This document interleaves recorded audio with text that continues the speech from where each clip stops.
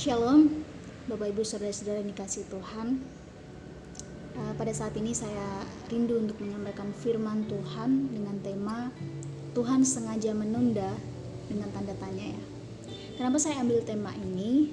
Karena seringkali banyak hal yang kita tidak bisa pahami atau kita tidak bisa mengerti akan apa yang Yesus sedang kerjakan di dalam kehidupan kita, atau seringkali kita tidak bisa mengerti kenapa Tuhan tidak segera menjawab doa-doa kita, atau Tuhan tidak mengiyakan akan semua hal yang kita minta kepada Tuhan, atau semua hal yang kita doakan.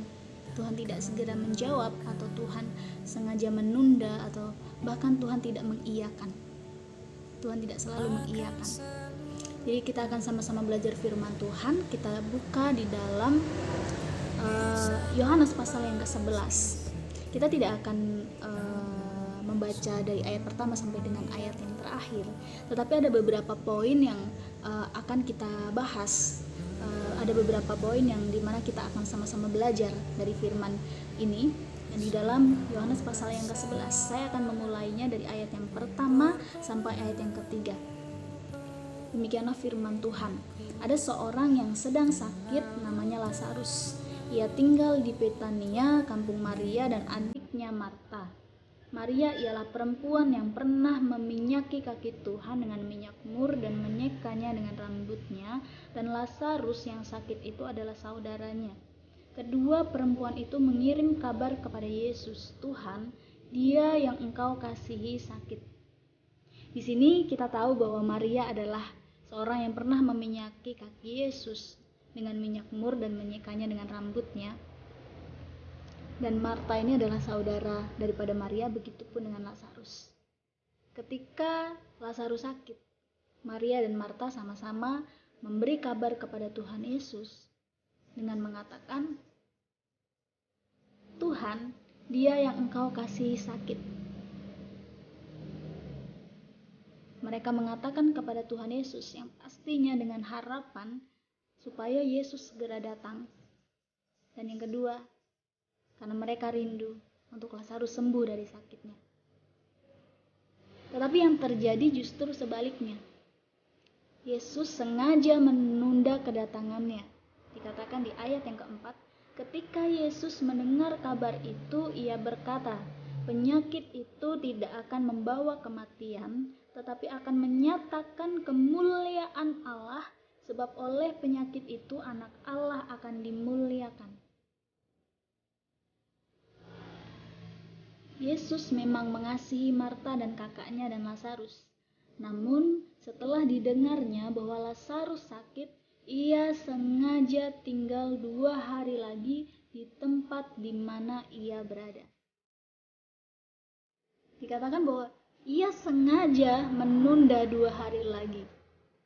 Dengan tujuan apa? Karena Tuhan memiliki rencana akan penundaan yang sedang Yesus kerjakan, di mana dikatakan bahwa penyakit itu tidak akan membawa kematian, tetapi akan menyatakan kemuliaan Allah.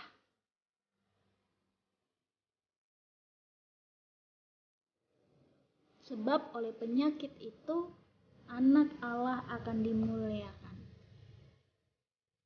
Jadi dari hal ini kita bisa belajar sesuatu hal. Yang pertama adalah apa yang terkadang menjadi pengharapan kita, atau apa yang terkadang menjadi kerinduan kita melalui doa-doa kita yang kita bawa di hadapan Tuhan, dengan harapan Tuhan segera menjawab doa-doa kita. Tetapi kenyataannya Tuhan tidak segera menjawab doa-doa kita, atau kenyataannya tidak seperti yang kita harapkan. Di sini Tuhan sedang mengajarkan kita bahwa seperti halnya yang Yesus kerjakan tentang Lazarus ini, Tuhan memiliki rencana untuk supaya kemuliaan Allah dinyatakan. Begitupun dengan apa yang sedang Tuhan kerjakan di dalam kehidupan kita. Kita percaya bahwa kalau kita mengatakan kita mengasihi Tuhan, berarti kita percaya bahwa Allah turut bekerja di dalam segala sesuatu untuk mendatangkan kebaikan. Bagi siapa? Bagi mereka yang mengasihi Dia, bagi kita yang mengasihi Dia, yang terpanggil sesuai dengan rencana Allah. Ketika kita percaya bahwa kita adalah orang-orang yang terpanggil sesuai dengan rencana Allah, ketika kita mengatakan bahwa kita mengasihi Tuhan, berarti kita percaya bahwa segala sesuatu atau segala hal yang sedang Tuhan kerjakan di dalam kehidupan kita dengan suatu tujuan supaya kemuliaan Allah dinyatakan. Terkadang dengan sebuah penantian atau terkadang dengan sebuah pengharapan yang tidak kunjung kita terima. Ketika kita menerimanya, di situ kita akan melihat betapa luar biasanya Tuhan di dalam kehidupan kita, dan orang lain pun bisa melihat betapa dahsyatnya Tuhan bekerja di dalam kehidupan kita, dan disitulah kemuliaan Tuhan dinyatakan melalui apa yang Yesus kerjakan di dalam kehidupan kita. Untuk itu, pada saat ini Tuhan sedang mengajarkan kepada kita untuk yang pertama, kita jangan mendikte Tuhan atau kita jangan mengajari Tuhan. Kita lihat ya di ayat yang ke-20 dan ayat yang ke-32. Ketika Yesus datang, kita lihat apa yang dilakukan Marta dan Maria. Ketika Marta mendengar bahwa Yesus datang, ia pergi mendapatkannya, tetapi Maria tinggal di rumah. Maka kata Marta kepada Yesus, "Tuhan, sekiranya Engkau ada di sini, saudaraku pasti tidak mati." Dan di ayat yang ke-32 dikatakan, setibanya Maria di tempat Yesus berada dan melihat Dia, tersungkurlah ia di depan kakinya dan berkata kepadanya, "Tuhan, sekiranya Engkau ada di sini, saudaraku pasti tidak mati." Apa yang dikatakan Marta dan Maria adalah perkataan dalam ketidakmengertian mereka.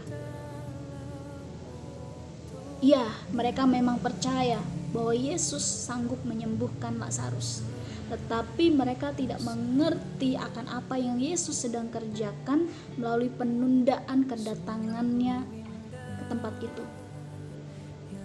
Sehingga mereka mengatakan, sekiranya Engkau ada di sini, saudaraku pasti tidak mati. Jadi dari hal ini kita belajar ya, kita tidak bisa mendikte Tuhan atau kita tidak bisa mengajari Tuhan.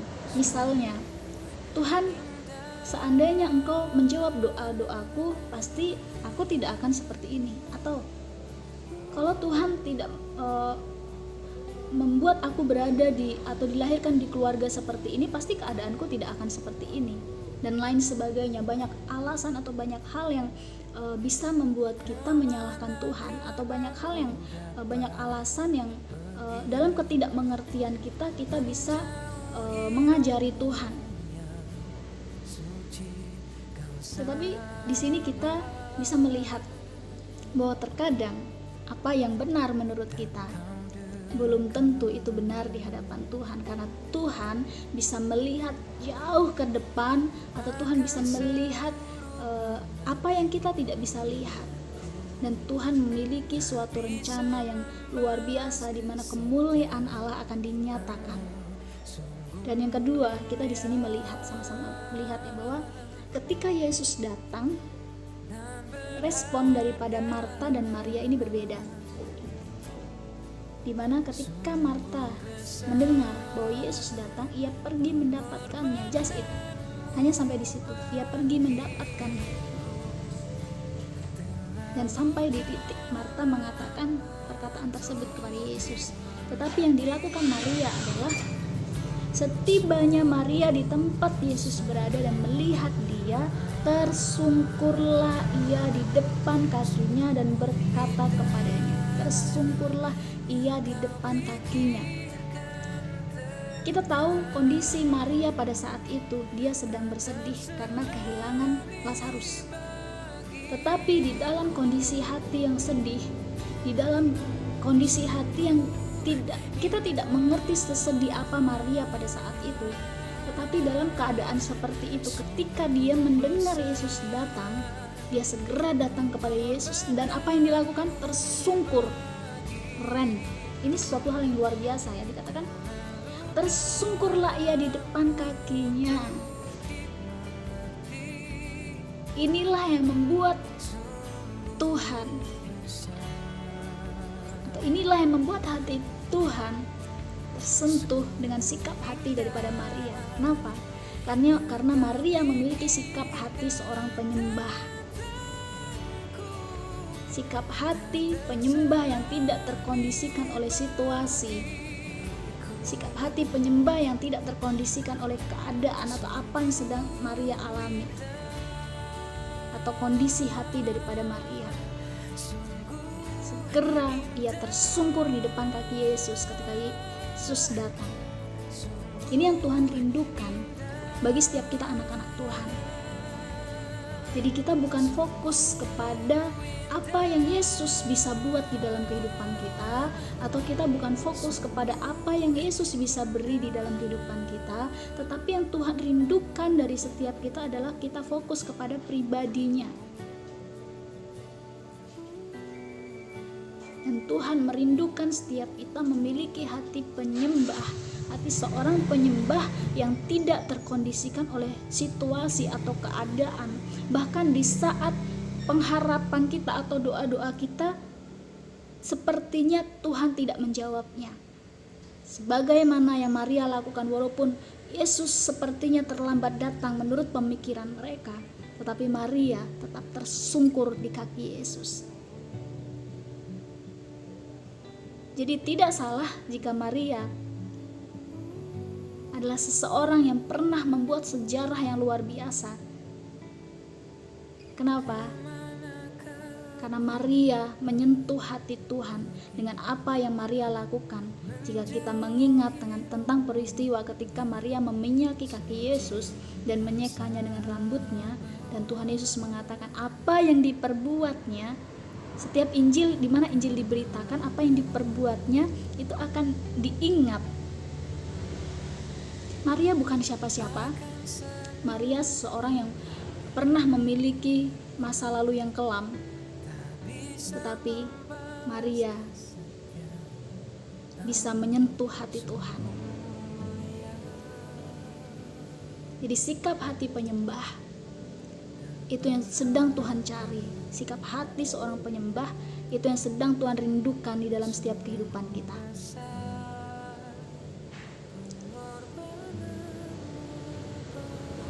Jadi dari firman ini kita sama-sama belajar bahwa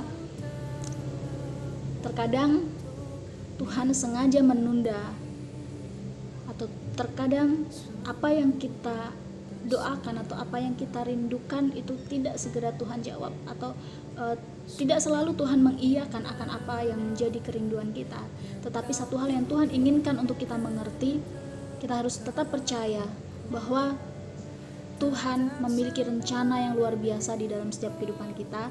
Ada maksud Tuhan atau ada rencana Tuhan yang walaupun itu tidak kita mengerti, tetapi kita harus tetap percaya bahwa semua yang Tuhan kerjakan di dalam kehidupan kita itu adalah yang terbaik. Jadi jangan pernah kecewa atau jangan pernah menyalahkan Tuhan akan apa yang terjadi di dalam kehidupan kita. Tuhan Yesus memberkati.